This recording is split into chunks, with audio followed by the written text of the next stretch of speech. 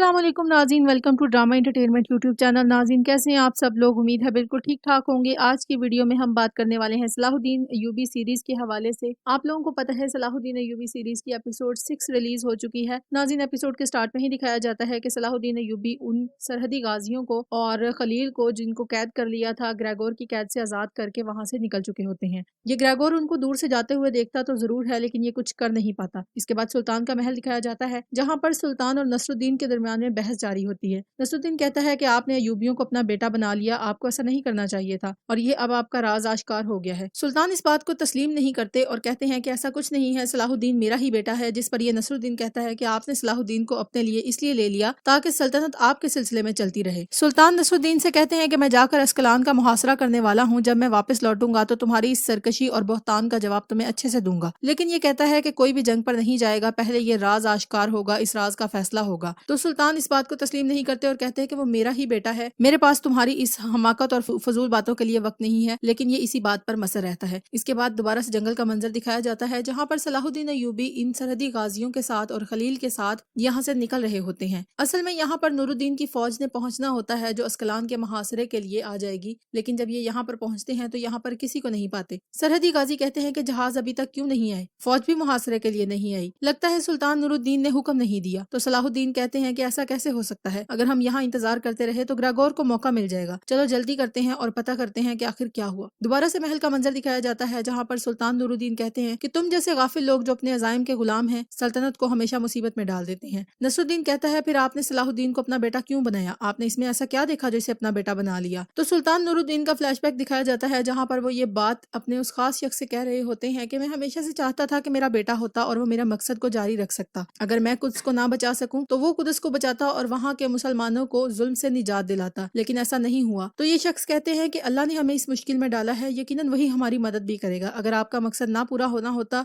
तो आपको ना ये ख्वाब देखना नसीब होता और ना ही हमें ये मिंबर शुरू करने का शर्फ मिलता। लेकिन अब अगर ऐसा हुआ है तो यकीनन इसके पीछे कोई वजह है। अल्लाह ही हमें रास्ता दिखाएगा और ये मकसद नसब से नहीं राह से है। आपके नसब से गम मिला, लेकिन किसे मालूम शायद कोई अच्छी खबर आ जाए। सुल्तान दोबारा से इस बात पर मिसर नजर आते हैं कि सलाहुद्दीन मेरा ही बेटा है, वो मेरे रास्ते और मेरे मकसद का अमीन है। तो ये नसरुद्दीन कहता है जिस दिन अय्यूबी बच्चा मरा उसी दिन आपका बेटा पैदा हुआ। क्या इत्तफाक है? अय्यूबी इसी दिन जंगी सरजमीनों में आबाद हुए। अय्यूबी गवर्नर शेर को फौजी कमांडर बन गया। फातिमा खातून सलाहुद्दीन की रजाई माँ बन गई और ये सब राज रखा गया। इन सबको एक ही चीज बांधे हुए है और वो ये राज है, और अब ये राज आश्कार हो गया है। मैंने दाई से बात की है, जिस पर फ्लैशबैक दिखाया जाता है। तो ये नसरुद्दीन जाकर उन दाई से पूछता है तो दाई जवाब में हाँ में सर हिलाती हैं और कहती हैं कि सुल्तान का बच्चा उस रात फौत हो गया था। सुल्तान कहते हैं तुमने अपने तरीके से काम किया है, लेकिन तुम इस मालूमात के साथ बहतान तराशी कर रहे हो। हकीम ने मेरे बेटे को ठीक कर दिया था। तो ये नसरुद्दीन कहता है कि आप अपनी जगह पर बिल्कुल ठीक हैं, लेकिन मैं इस बात की अच्छी तरह से तहकीक करके आया हूँ। इसके बाद ये एक हकीम को अंदर बुलाता है तो उससे पूछता है कि बताओ क्या उस रात सुल्तान के बच्चे को तुमने ठीक किया था, क्या वो दोबारा से जिंदा हो गया था। तो ये शख्स कहता है कि मैं बेशक अपनी सल्तनत के साथ वफादार हूँ, रियासत के साथ वफादार हूँ, लेकिन जो मैंने हल्फ लिया था मैं उसके खिलाफ नहीं जा सकता और मैंने आपके बच्चे को ठीक नहीं किया था। हाँ, अगर किसी और हकीम ने उस बच्चे को ठीक किया हो तो मैं इस बारे में नहीं जानता। सुल्तान ये बातें सुनकर कुछ परेशान हो जाते हैं, जिस पर ये नसरुद्दीन शोर मचाना शुरू कर देता है कि अब बताएं कि सलाहुद्दीन आपका बेटा नहीं है। अब ये राज खुल गया है कि वो अयूबियों का बेटा है। ये हकीम हैरत से वहाँ खड़ा होकर ये सब बातें सुन रहा होता है। तो सुल्तान इसे खामोश कराते हैं और कहते हैं कि नसरुद्दीन चुप रहो। तो ये नसरुद्दीन कहता है आपको क्या इस बात का डर है कि ये राज बाहर निकल जाएगा? यकीनन आप झूठ बोल रहे थे, इसीलिए अब आप डर भी रहे हैं। इसके बाद ये आगे बढ़ता है और ये इस हकीम को अपने खंजर से खत्म कर देता है। तो सुल्तान कहते हैं कि तुम्हारी जुर्रत कैसे हुई, मेरे सामने तुमने एक मजलूम को खत्म कर दिया। इसके बाद जंगल का मंजर दिखाया जाता है, जहाँ पर ये ग्रेगोर सलाहुद्दीन और उनके साथ सरहदी गाजियों के पीछे निकल चुका होता है। ये उनको ढूंढ रहा होता है जंगल में। तो इसका ये खास आदमी आकर कहता है कि हमें यहाँ पर कहीं भी जंगी फौज नजर नहीं आई, इसका मतलब है कि वो बाहर नहीं गए हैं। तो ग्रेगोर कहता है वो शेर को जख्मी हालत में छोड़कर चले गए हैं, लेकिन अब बहुत देर हो चुकी है और मेरे जख्म ही तो मुझे मजबूत बनाते हैं और अब हमला करने की बारी मेरी है। सलाहुद्दीन शेर के गार में दाखिल होने की कीमत अदा करेगा, इनको पकड़कर मेरे सामने पेश करो। इसके बाद ये लोग दोबारा से सलाहुद्दीन और सरहदी गाजियों की तलाश में निकल खड़े होते हैं। दोबारा से सुल्तान का महल दिखाया जाता है, जहाँ पर सुल्तान इस बात से शदीद गम और गुस्से की हालत में होते हैं कि